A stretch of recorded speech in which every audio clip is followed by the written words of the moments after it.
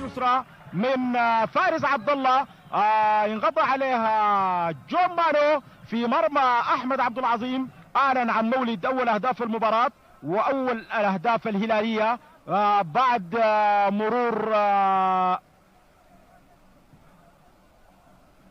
نصف ساعة من انطلاقة الشوط الاول، او 25 دقيقة بالتمام من انطلاقة الشوط الاول.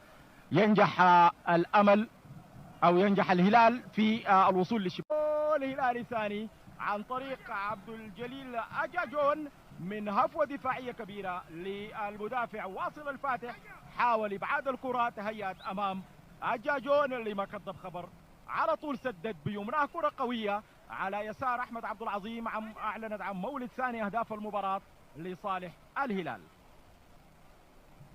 هدف هلالي ثاني